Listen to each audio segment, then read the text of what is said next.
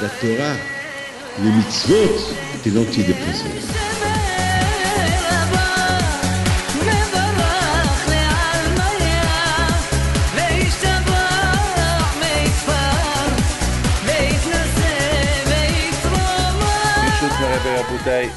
Bouchout, le grand rabbin Benichou et le grand rabbin Rav Azran. Nous sommes en ce moment dans les parachiotes, les histoires que la Torah nous raconte, c'est les histoires de l'été. Et parmi tout ce que la Torah nous raconte, il y a plein de choses à apprendre. Rabbi Shimon Bar Yochai dit qu'il n'y a rien dans la Torah, qu'il n'y a rien à apprendre de la Torah. Tout ce que la Torah elle écrit, il y a quelque chose à apprendre. Si ce n'est pas maintenant, c'est plus tard, pour des générations à venir. Et je donne la parole d'honneur que il n'y a pas de problème que je peux avoir que je ne trouve pas dans la paracha de la semaine et je trouve le remède. Par exemple, la force de la prière. On voit Myriam qui est tombée malade, elle avait la lèpre. On voit les Bnei Israël qui ont fait une faute dans le désert et il s'est passé qu'il y a eu la Magefa, une épidémie. Il y a une autre fois le serpent qui vient, et parce qu'ils ont critiqué Moshe Rabbeinu, les serpents ils sont venus du désert, ils ont commencé à tuer des gens. Et on voit la prière, le kouach de la prière. Moshe Rabbeinu qui se lève et prie. Il arrête là. Il guérit sa sœur. Pour sa sœur qui était lépreuse, un petit mot. El na'efranala. Hachem, on va aller la revoir. Le kouach des tzadikim. Le kouach de la bouche des tzadikim, ce qu'ils peuvent faire avec leur bouche. On a vu par exemple le kouach de la parole des Meraglim. Les espions que Moshe Rabbeinu il a envoyés pour espionner, c'est de la folie. Au lieu qu'ils retournent avec des belles phrases, avec des bonnes paroles, regardez cette bouche-là, qu'est-ce qu'elle a fait. Ils ont commencé à critiquer Eretz Israël, etc., et Akadosh Baruch Hu les a punis. Cette bouche-là, qu'elle peut faire et du bien et du mal. C'est la folie. On a vu que Bilam Aracha, il avait la force, sa force à lui, c'était avec sa bouche. La force de la bouche. Ah, maintenant, je voudrais bien vous poser la question, c'est quoi cette force qui vient de la bouche? La force de la bouche, c'est quoi? Pourquoi la bouche, elle a cette force-là plus que n'importe quel membre du corps? Eh bien, si vous voyez par exemple, Yonatan ben Uziel, il explique, il dit que lorsqu'Akadosh Baruch Hu a créé Adam Arishon, c'est écrit Vepach be'apav u'achaim. Et Akadosh Baruch Hu, il a ancré en lui une vie vivante, un souffle vivant. Et qu'est-ce qu'il explique Yonatan ben Uziel? Ruach melala, c'est la force de la parole. Et c'est ça qui fait la différence entre l'homme et l'animal. L'homme et l'animal ne peut pas parler, l'animal il vit comme un être humain. Il fait des enfants, il mange, il dort. Mais il ne parle pas. Il fait son nid, et il sait où se cacher, il se sauve, il est intelligent. Enfin, chaque animal il a son intelligence.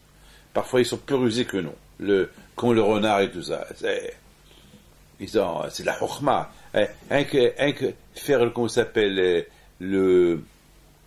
comment s'appelle l'araignée lorsqu'elle tisse sa toile. Mais personne ne peut faire ce qu'elle fait. Mais c'est un travail gigantesque, c'est un travail terrible. Comment il est tenu sans machine, sans rien, avec sa bouche. C'est la folie, c'est la chokhma qui est. Et Akadosh Baruch Hu a donné la chokhma à l'homme. Akadosh Baruch Hu, seul, il parle. Baruch Omer ve'ose.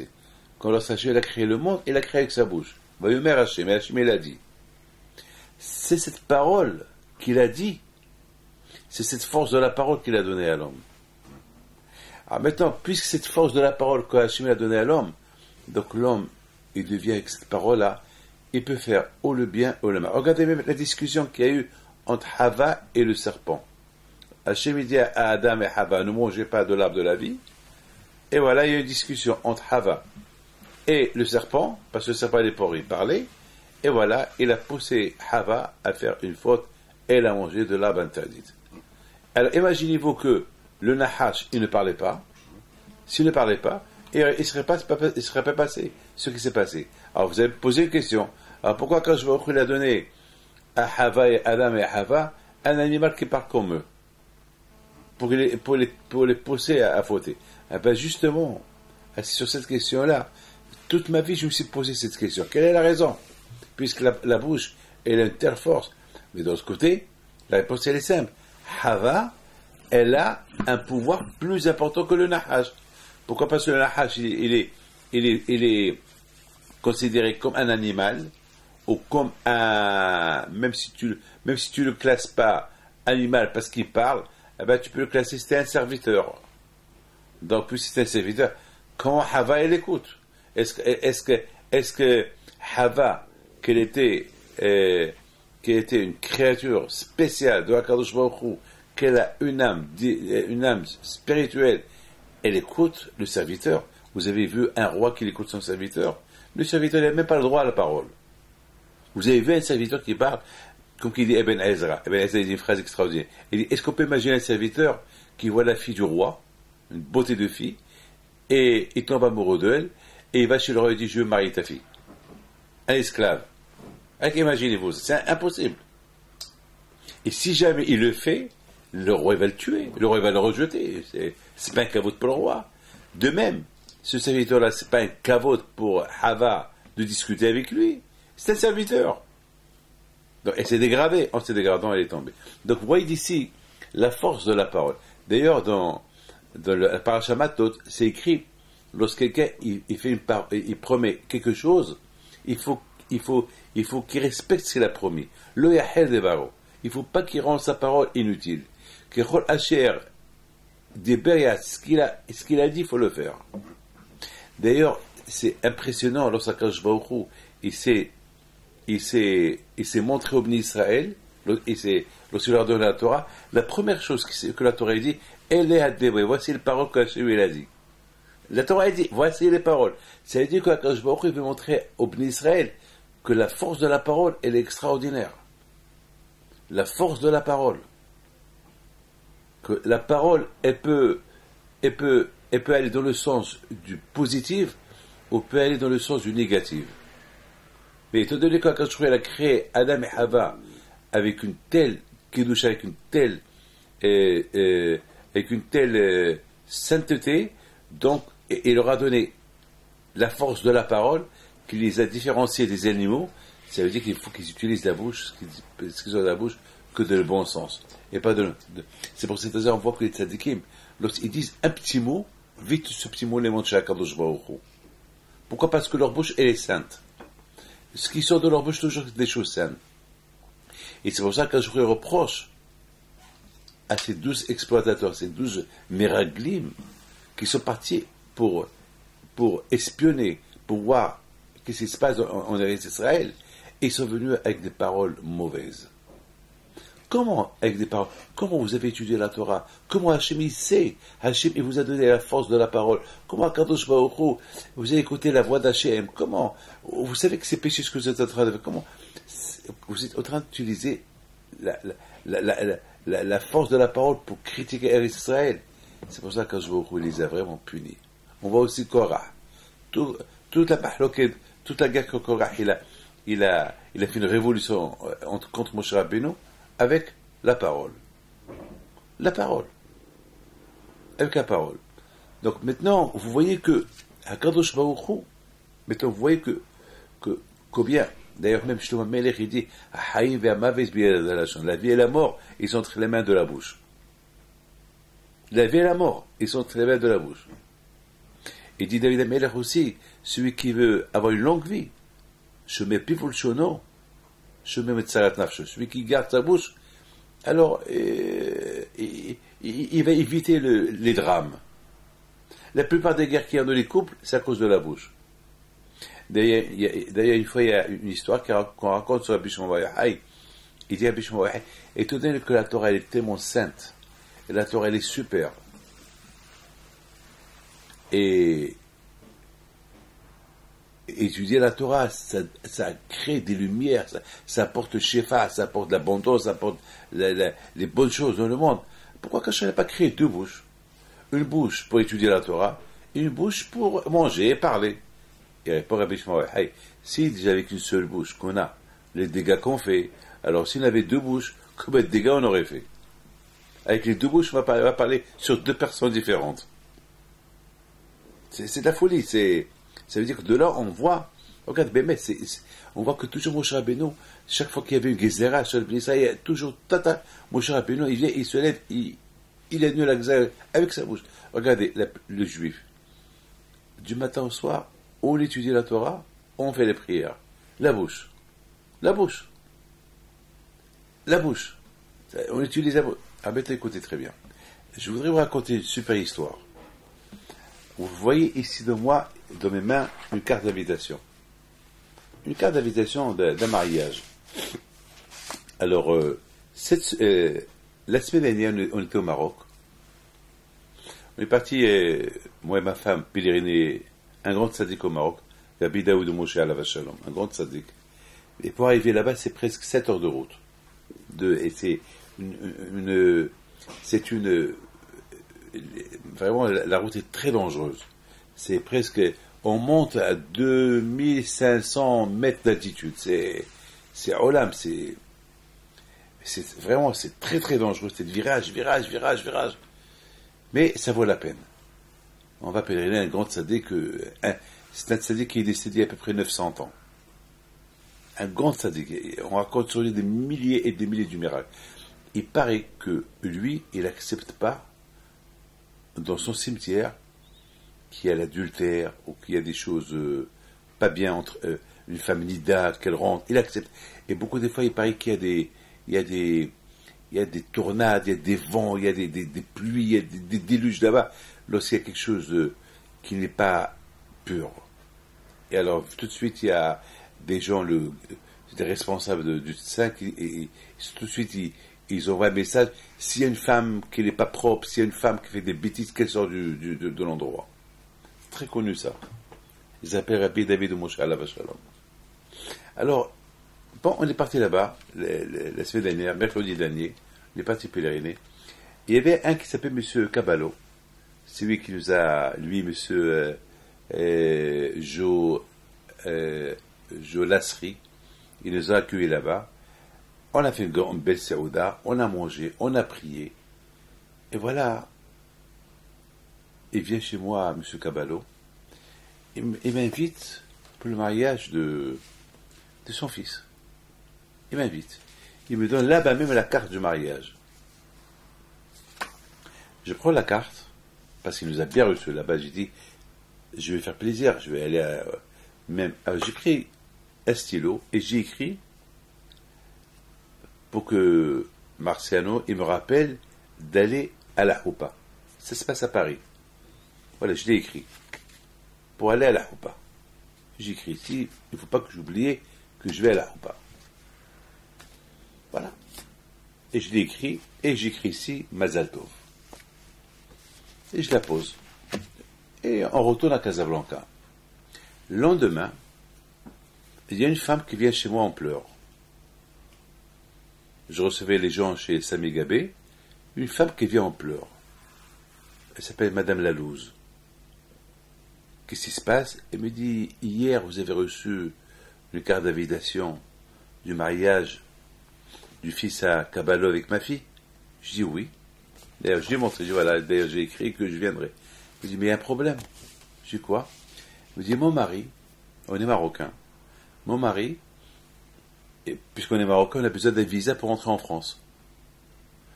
Et lorsqu'il est parti à l'ambassade pour faire le visa, on lui a donné un questionnaire il remplit des questions.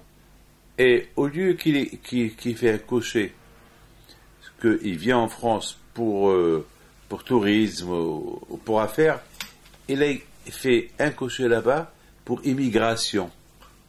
Il veut immigrer en France. Tout de suite là-bas, à l'ambassade française, ils ont vu ça, ils ont classé le visa, il lui a refusé le visa. Il me dit, ça fait maintenant des semaines qu'on va chaque jour, on a tout fait, on a fait intervenir les avocats, de la communauté, même du palais, mais l'ambassade, il veut pas. Pour eux, ils veulent pas. Et bien, donc, comment on va faire? Dans 2 semaines, c'est le mariage. On est perturbé, ça fait 3 semaines, on est comme des fous. On ne sait pas quoi faire. Alors, je prends le papier, j'ai écrit que je vais venir.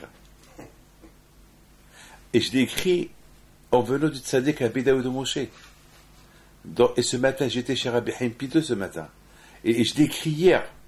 Donc, si je l'ai écrit, c'est que je vais être là-bas, si Dieu veut. Et si je vais être là-bas, votre mari sera là-bas. Donc, ça va se faire. Et ça l'a apaisée, elle était contente. Et je lui ai fait une bracha. Je dis, tu donnes ça à ton mari. Et qui va à l'ambassade. 1 heure plus tard, il va à l'ambassade.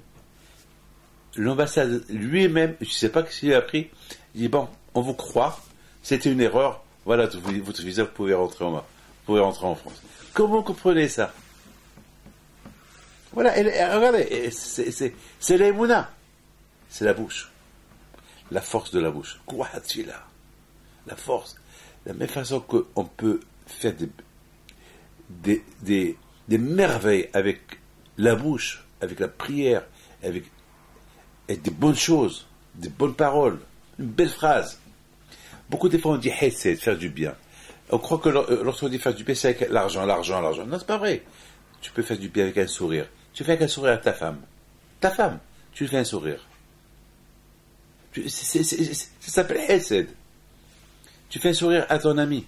Tu rentres à la synagogue, tu vas dans la rue, un sourire. Moi, je vous donne la parole. Tout le temps, moi, je fais toujours des sourires à des non-juifs dans la rue, même que je connais pas. Je leur fais bonjour. Mais pourquoi? Parce que je veux qu'ils ont une bonne image du juif. Je veux pas qu'ils pensent que le juif c'est l'argent, le juif c'est, je sais pas quoi. C'est ma tête. Toujours je dis merci, toujours je dis avec le sourire. Ça s'appelle hesed. De l'autre côté, avec le même visage, on peut faire la tête à quelqu'un. On peut dire des mauvaises choses avec la bouche.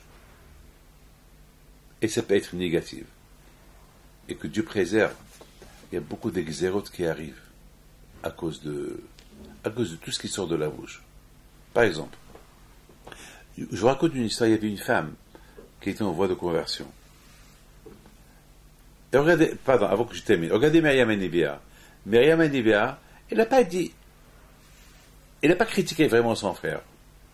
Mais étant donné que, et en plus, Myriam, c'est pas une femme qu'elle critique, c'est une tzadékette, on l'appelle Nivia, on l'appelle prophète, elle était une prophète.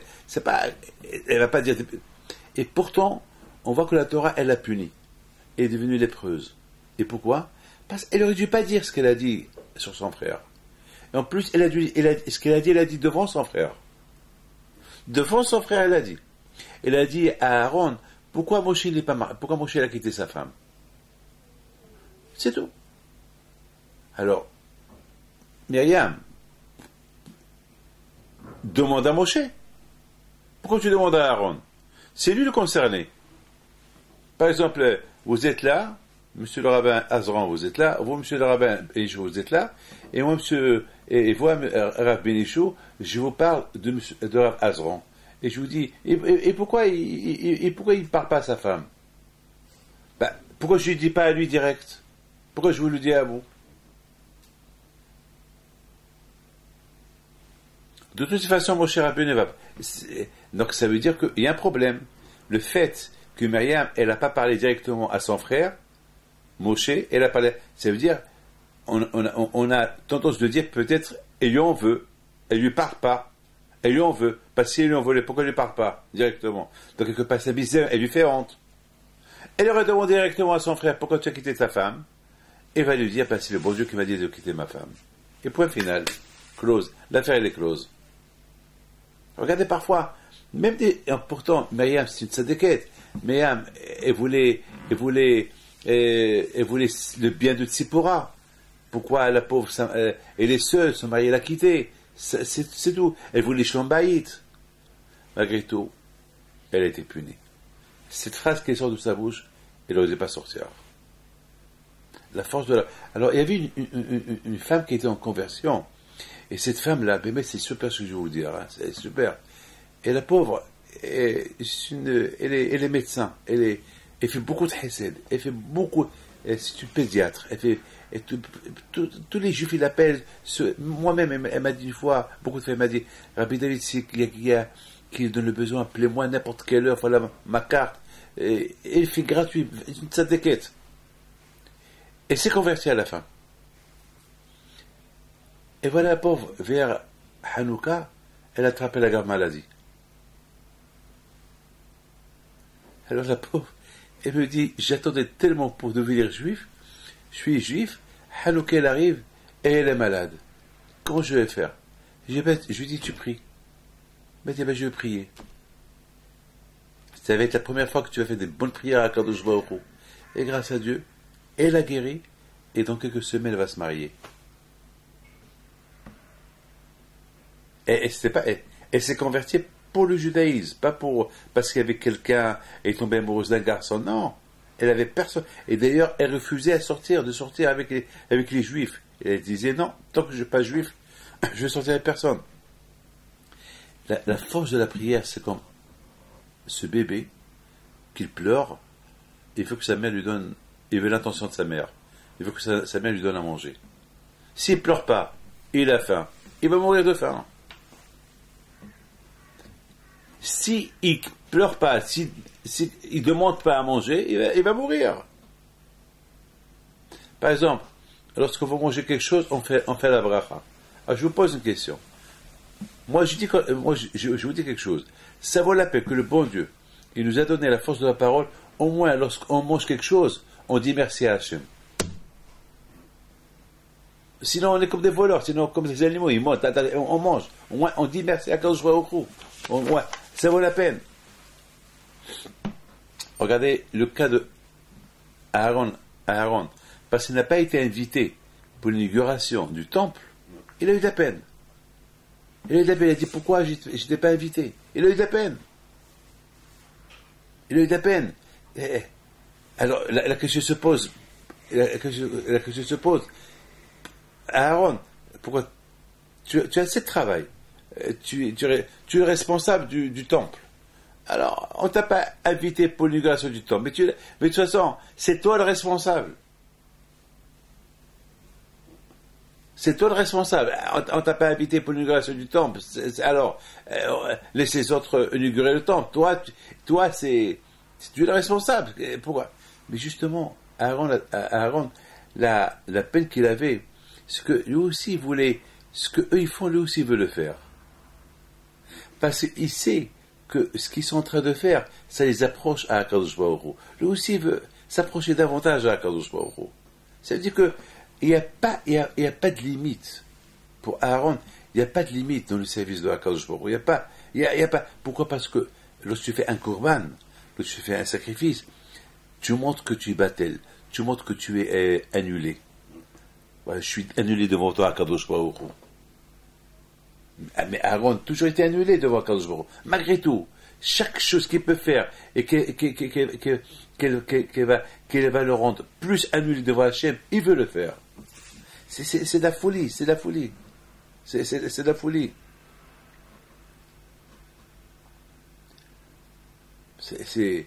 Alors, qu'est-ce qu'il a donné à Kadosh Baruch Hu? Il a donné d'allumer la menorah. Et la menorah, c'est quoi? La menorah, c'est le symbole de quoi? Mes enfants, la menorah, c'est le symbole que, lorsqu'il allume la menorah, il prie pour toi, Am Israël.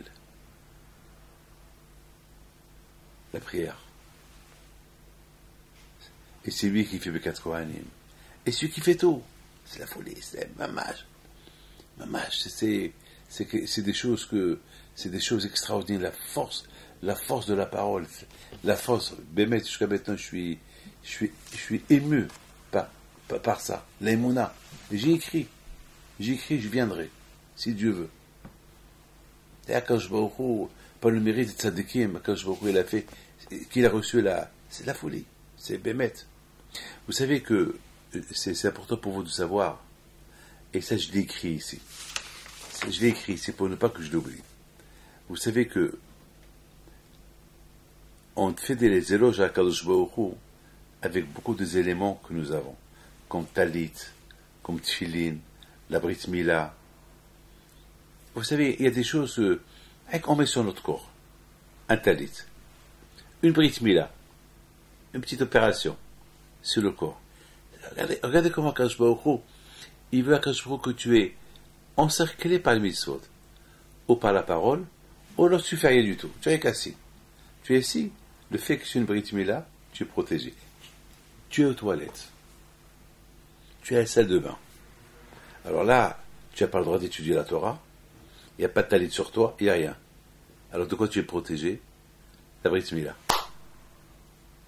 David Amelech, il a eu peur. Une fois, il était dans la salle de bain. Et il a dit, oh là là, avec quoi je suis protégé? Où est ma protection? Ah, Baruch Hashem, j'ai la Brit Mila. Cette mitzvah-là que j'ai en moi, elle me protège. Regardez, Akadosh Baruch Hu, il a encerclé le juif avec des mitzvot. Là où tu es dans l'avion, tu es à la salle de bain, tu es aux toilettes, tu étudies, tu es à la synagogue, tu es dans la rue, tu es au marché. Et même lorsqu'un homme, il va avec sa femme, le fait qu'il va avec sa femme, et sa femme, elle est propre, et il fait les choses dans la pureté, il fait la mitzvah. Même que là-bas, il y a un plaisir, c'est comme le plaisir que tu manges. Ben, c'est une mitzvah. C'est-à-dire, c'est Akadosh Baruch Hu qui t'a donné ce plaisir-là. Akadosh Baruch Hu, il a créé ce plaisir. Le plaisir pour que l'homme, il profite du plaisir, mais il le fait avec la mitzvah. C'est pas un que... Alors, la Avera, elle est, que Dieu préserve si c'est la raison. Je me suis toujours posé une question. Mais pourquoi Akadosh Baruch Hu, il veut que l'homme, que la femme, elle va au mikvé? Pourquoi le bon Dieu veut que je respecte Nida? Oui, le mal. Pourquoi Hachem il a fait ça? Pourquoi pas Hachem il n'a pas fait que on peut... Pourquoi Hachem il a fait? Est-ce qu'il faut que je prends l'animal et je l'égorge et je le cachérise? Pourquoi Hachem il n'a pas voulu que je mange les animaux comme tout le monde? Je vais avec la femme comme tout le monde. Pourquoi? Même ça, il faut respecter. Il y a des lois. Parce que il veut casser ton plaisir. Il veut que même tes plaisirs, ils seront accompagnés du mitzvah. Ce monde-là, c'est pas le monde des plaisirs. Le vrai monde des plaisirs, c'est là-haut. Mais les plaisirs que tu as dans ce monde-là, au moins, tu les fais avec mitzvah. Comme manger. Pourquoi je veux que je fasse la prière pour manger? Parce que lorsque tu manges, tu as un plaisir. Ah ben, au moins, tu demandes la permission pour ce plaisir-là que tu vas avoir. Tu payes. Tu payes pas un remerciement à Akadosh Baruch Hu. C'est beau, hein? C'est beau, ça. Ah, mettons, c'est la raison pourquoi Akadosh Baruch Hu, il nous a encerclé des mitzvot. Et c'est des mitzvot qu'il y a dans ce monde-là. Alors, maintenant, ça veut dire que maintenant, puisqu'on a beaucoup de mitzvot à faire, donc c'est un investissement qu'on doit s'investir dans les mitzvot. Ou pas? C'est un investissement qu'on doit s'investir dans les mitzvot. C'est tout à fait normal. Écoutez bien ça. Écoutez, ça c'est quelque chose que... comment on l'appelle comment on l'appelle la balance. Écoutez bien, la balance. Est-ce que la balance avec quoi? La balance du marchand de pommes de terre. Quelle balance il a? Une balance, vieille balance, 5 kilos, 10 kilos, 20 kilos. Parfois, s'il y a une pomme de terre en plus, 100 grammes en plus, 100 grammes de moins, vous savez, c'est... Est-ce que la balance pour l'or, elle est pareille que la balance des pommes de terre?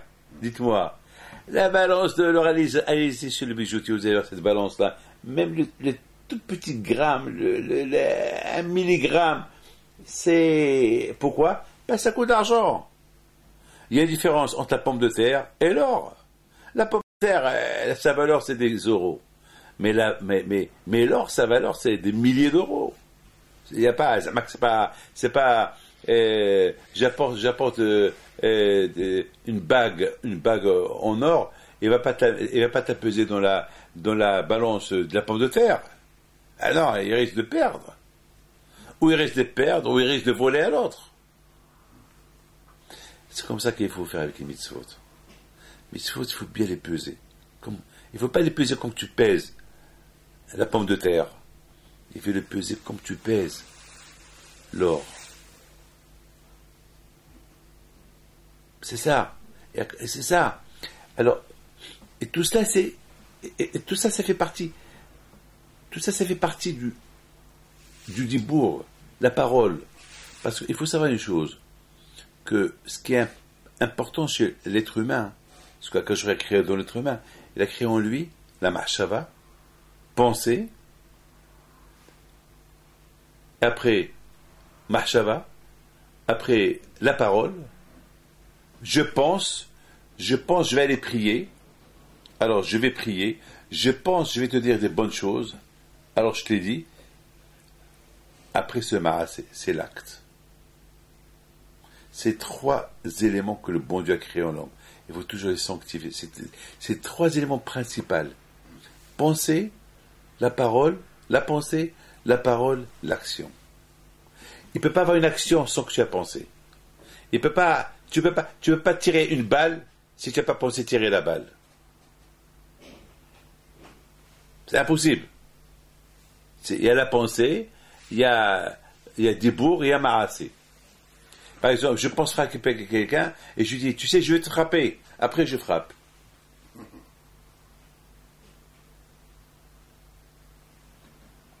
C'est comme ça, c'est trois éléments. Tout ça, c'est avec la chokhma, bina, bada'at. Maintenant, vous voyez maintenant combien Akadosh Baruch Hu, Akadosh Baruch Hu calcule l'homme, parce que, étant donné qu'Akadosh Baruch Hu, il a mis en toi un gros investissement. Il a mis en toi sa parole.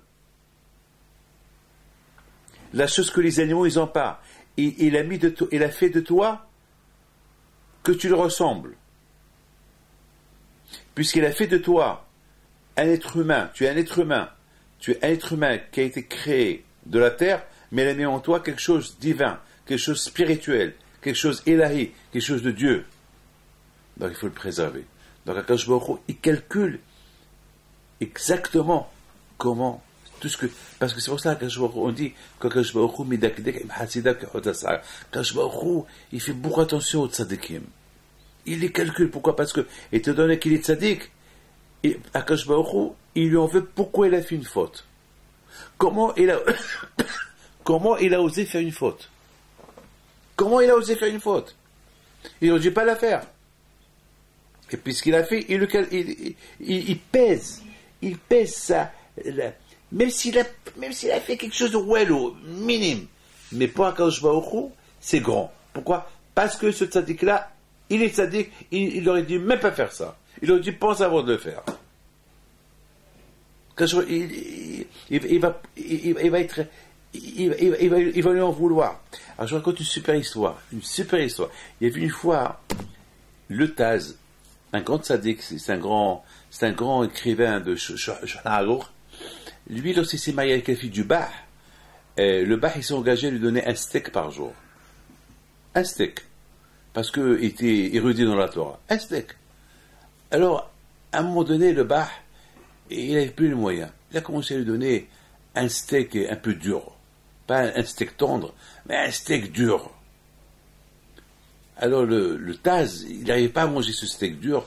Bon, il a arrêté de...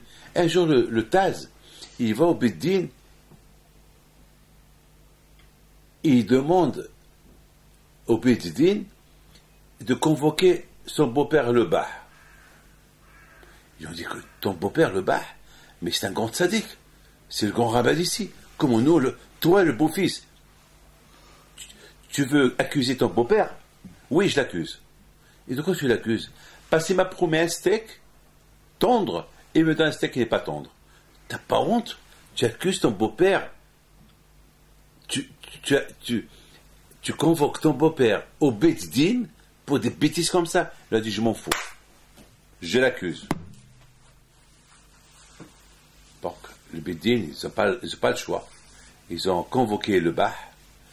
Vous êtes convoqué parce que vous êtes accusé par votre beau-fils que vous l'avez promis à son mariage un steak tendre, bizarre, hein, et vous lui donnez un steak dur. Et vous êtes convoqué, il faut venir au Beit Din tel jour pour donner les raisons pourquoi tu as fait ça. Tu imagines ça, hein? C'est la folie, ça. Hein? Et tu imagines deux grandes sadikim. Alors le Bah, il arrive au Beit Din, il s'assoit dans la chaise des accusés, et le Beit Din, ils avaient honte de lui. C'est le grand rabbin de la ville. Ils avaient honte. Alors il écoute, il leur dit, j'ai un problème, j'ai pas les moyens. Avant, j'avais les moyens. Parce que regardez les tzadikim, les grands tzadikim, ils ne voulaient pas profiter de l'argent des gens. Le Bah, c'est un grand tzadik. Mais qui va pas lui donner l'argent qu'il veut? Mais il ne voulait pas. Il ne voulait pas en profiter de l'argent des gens. Avant, j'avais, le Beit Din lui ont dit, bon, tu es obligé.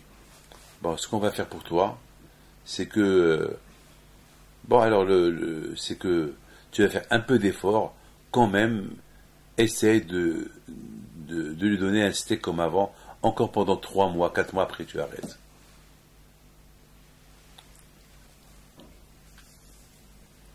Les jugements étaient clos, fermés. Écoutez bien. Lorsque le Bah est sorti, les Dayanim, ils appellent le Taz. Comment tu as fait ça, ton beau-père? La honte qu'il a subie pour un steak, t'as pas honte? Mais t'as pas honte que nous on va raconter cette histoire aux gens? Mais c'est quoi ça? Il a dit, écoutez, lorsqu'il me donnait un steak, j'avais des forces pour étudier. Et je suis en train d'écrire un livre. Et dès qu'il a commencé à me donner la viande dure, je me suis affaibli et j'arrive plus à étudier comme avant. Et de le ciel, lorsqu'ils ont vu que je n'étudie pas comme avant, ils ont commencé à chercher pourquoi je n'étudie pas comme avant. Ils ont vu ça à cause du steak, que mon papa ne me donne pas. Et donc ils ont voulu le tuer. Ils l'ont condamné à mort. Et puis moi, j'ai commencé à prier à Kadosh Baruch Hu. Vous n'allez pas le condamner à mort à cause de moi, c'est mon beau-père. Alors, je vais le faire. C'est pas à vous de le faire Beit Din, c'est à moi de le faire Beit Din. C'est pas à vous de le juger. Vous voulez le condamner à mort pour le juger là-haut. Il a fait ça à moi. Moi, je vais le juger ici. C'est pour ça que je l'ai pris au jugement ici. Je préfère le prendre au jugement ici. Je le fais honte pour qu'il vit. Lorsque les Dayanim, ils ont entendu ça, ils lui ont embrassé les mains. Il a dit déjà, tu es un tzaddik. Tu as bien fait. Vous voyez la force de la bouche. Parce qu'il ne lui a pas donné un steak. Il s'est affaibli de l'étude. Et puisqu'il s'est affaibli de l'étude, parce que cette bouche du Baal, cette bouche du Taz, était faite pour étudier la Torah. Alors parce qu'il n'a pas étudié assez, ils ont condamné à mort son beau-père. C'est de la folie. Bémet, c'est de quoi c'est de la folie, c'est de la folie. Je voudrais simplement dire quelque chose. Vous savez que le Pirkei Avot dit que le monde il tient sur le Emet et le Shalom. C'est quoi le Emet et le Shalom? Si par exemple moi je vais au Beit Din et je dis, je t'accuse, et je dis la vérité, et toi tu dis la vérité, à la fin on va faire Shalom. Mais si moi je t'accuse et je dis du mensonge, et toi tu dis la vérité, mais moi je dis le mensonge, donc jamais il y aura de Shalom. Donc il va y avoir un jugement qui va sortir qui n'est pas vrai. Parce que les deux, ils ne sont pas vrais. Parce qu'un, il dit la vérité, l'autre, il dit le mensonge. Mais si les deux ont dit la vérité, moi j'ai la vérité, lui dit la vérité, le Beit Din, il va trancher, et il y aura après le Shalom. La bouche. Ça veut dire, avec la bouche, on peut dire la vérité, on peut dire le faux. Et sur cette vérité et le faux, on va définir est-ce qu'il y aura la paix ou il n'y aura pas la paix. Parce que c'est pas possible. Si moi je dis la vérité, toi tu dis la vérité, et le Dayan, il tranche, bah tu vas dire, ouais, c'est ça la vérité. Pourquoi vous n'avez pas accepté le jugement du Dayan? Parce qu'il y avait du faux. Parce que l'autre, il disait des choses fausses. Donc automatiquement, le Dayan aussi, il va fausser son jugement. Peut-être beaucoup des fois, dans le couple, pourquoi dans le couple, lorsqu'ils se divorcent, il y a la haine, il y a la guerre. Parce que lorsqu'ils ont divorcé avec le mensonge. Elle accuse son mari, tu m'as fait ça. Le mari dit à sa femme, non, c'est pas vrai, tu m'as fait ça. Donc il y a un mensonge entre les deux. Donc, mais si ils divorcent pas, ça marche pas. Ils divorcent sur avec un consentement de paix. C'est-à-dire, il y a une vérité qui était là, j'accepte la vérité. Voilà. Donc il faut rester après en paix. C'est pour ça qu'on dit que le hacham, il ne doit pas être corrompu. Pourquoi le hacham ne doit pas être corrompu? Parce que si le hacham est corrompu, c'est grave. Il n'y a plus de vérité. Il y a plus de vérité. Maintenant, je voudrais simplement terminer avec cette phrase que je vais vous dire. Et ça, c'est la phrase la plus importante. La plus importante. Vous voyez, mes amis, à Shavuot, on a reçu la Torah. Ou pas? Le mois de Tammuz, Sivan Tammuz, 24 jours plus tard, les Meraglim, les espions sont partis espionner la Torah, Israël. Israël, elle fait partie de la Torah. Donc, beaucoup de mitzvot qu'on ne peut pas faire en France, on ne peut les faire qu'en Israël. Il y a beaucoup de mitzvot qu'on ne peut pas les faire nulle part dans le monde qu'en Israël.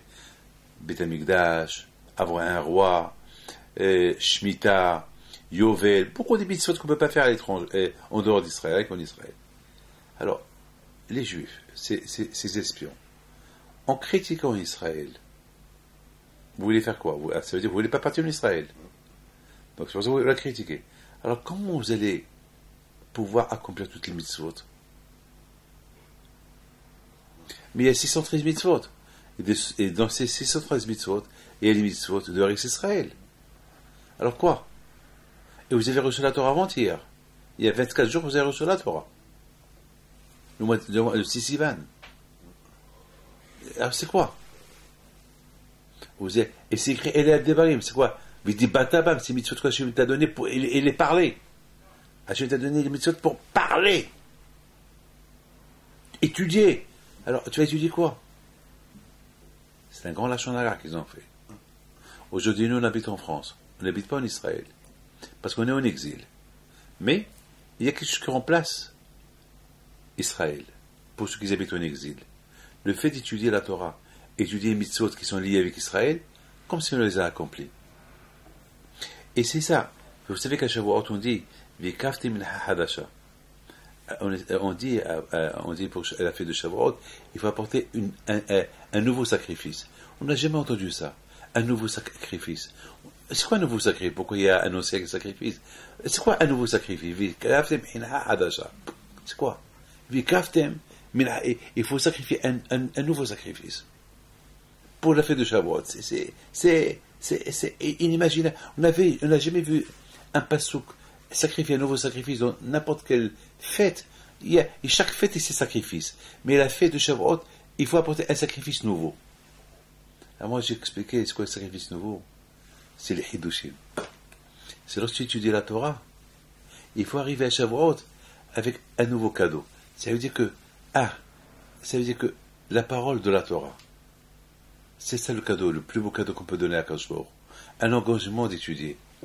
Ouais, je m'engage d'ajouter. Comme quelqu'un m'a appelé hier, Olivier. Il m'a appelé hier, il m'a dit, Rabbi David, c'est mon anniversaire aujourd'hui.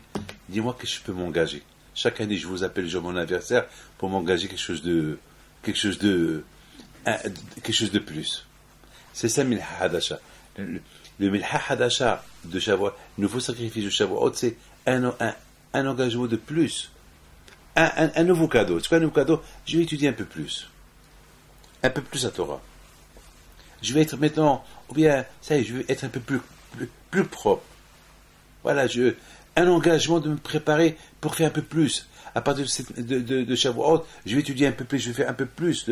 Et c'est ça le cadeau c'est ça le beau cadeau qu'on peut donner à le nouveau sacré qu'on peut donner à Kadosh Baruch Hu. C'est la force de la parole.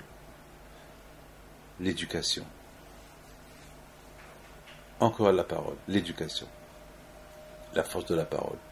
Ou elle est négative ou positive. Alors mes enfants, que le bon Dieu vous protège, que vous dans la santé, bracha, be'atzlaha, et par la salle Hashem, que vous soyez de